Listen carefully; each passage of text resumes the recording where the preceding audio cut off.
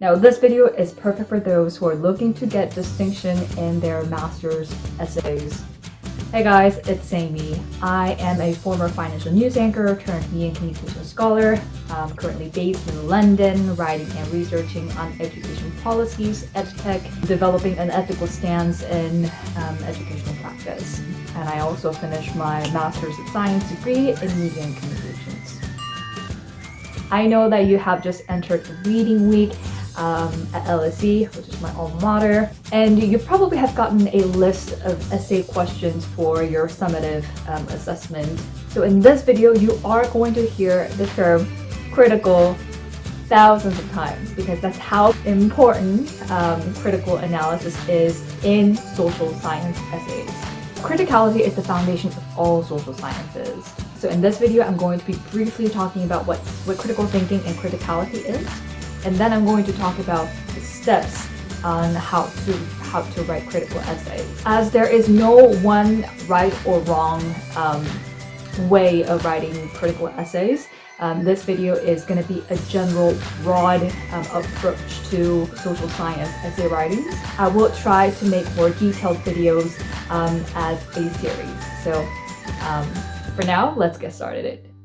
Now, criticality is so important. Any programs you see, at least at LSE, the marking criteria will almost always have the term criticality or critical analysis.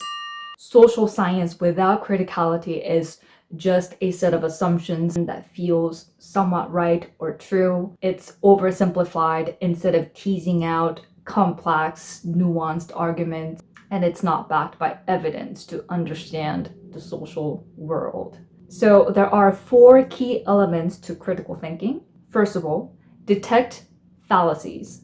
So what is a bias and what is backed by evidence? Secondly, you'll pull in diverse perspectives and angles from different scholars, contrast and compare similarities, differences, and nuanced arguments in between. Thirdly, eliminate all your own biases and assumptions. And lastly, draw a conclusion based on all those facts that you have found. So as you read along, you will want to constantly ask questions such as who is forming the question, whose voices are being expressed, and whose opinions are not expressed, who influences your assumptions. Ask why, and also why not? Writing critical essays, it's really easy to fall into that trap of writing a descriptive essay versus critical essay. Now, let's suppose that you have a list of essay questions and you have picked out one question that you will answer for your summative assignment. Let's break down how to write this essay.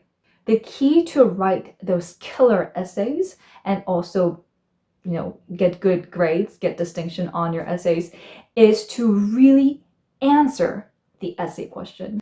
A lot of the times people look at the essay question at face value and don't really interrogate what the essay question is asking you to do. So when you have the essay question, really analyze what the question is asking about.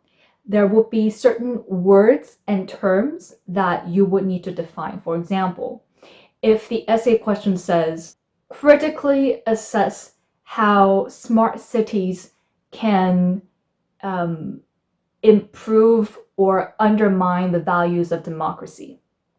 So here in this question, you already have key terms that you really need to look into and define. First, smart cities. Second, democracy. And then your task is to critically answer that question in the way you've been asked to answer. So now let's try to write this essay. So how I will approach this is looking at all my lecture notes, seminar notes, and see what I already have to be able to answer this question. And then I will draw a big mind map of big central ideas and arguments and try to make a sort of like a thematic analysis and which themes kind of go together. And I will be able to pull those in and draw sort of a structure where these things go together. So I will make it a cluster of one argument and the second one, and then third one. And then I'll try to do a preliminary response to answering this question. And once I'm done with it, I will know what kind of information I need further to really answer this essay question. And that's when I will start conducting research. I'll go onto library website and conduct research, explore further readings recommended by the module, but go actually further beyond. And one of the key tips that I could share with you is looking at the bibliography of one academic journal that you found most relevant to answering that essay question. Then you'll be able to see relevant resources from that bibliography and just go from there. That saves a lot of time, and also that's a very effective way to go about doing research. So what's next? You will come up with a structure of the essay. You basically want to keep your essay into a structure of introduction, and then at the end of the introduction, there will be your thesis statement, body 1, body 2, body 3, and then conclusion. And of course, your essay does not need to stick to this structure strictly, but generally it's a good structure, and you may have, 6 body paragraphs, depending on your word limit. So look over your word count for your assignment, and you will start allocate your words within those paragraphs. So usually introduction is about 10%. The body of the essay takes about 80%, and the conclusion, once again, 10%. So if it's a 2,000 word essay, introduction will be about 200 words. Main body of the essay will be 1,600 words. And then the conclusion will be 200.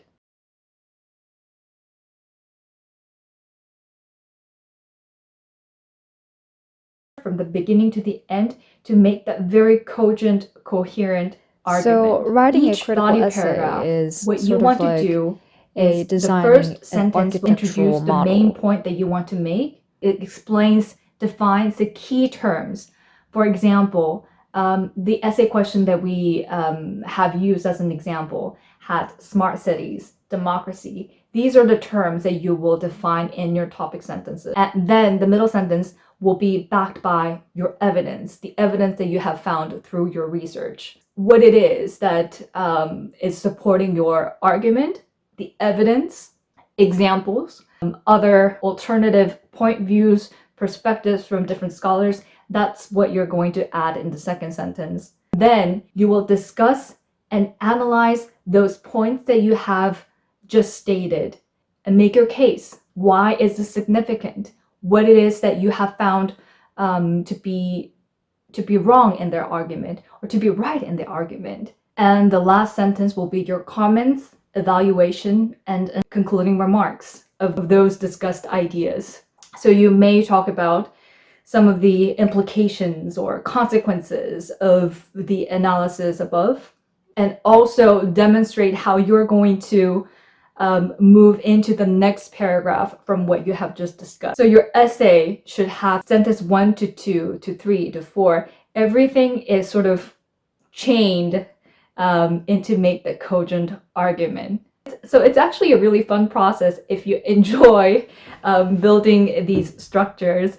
So I hope you have fun with it. Of course, you will keep going back to edit it, making sure it's grammatically flawless. One of the other tips that I could share with you when editing is read out loud. When you read out loud, there will be certain sentences that did make sense while you're writing, but actually it doesn't make sense when you speak out loud. So that's another key tip that I could share with you.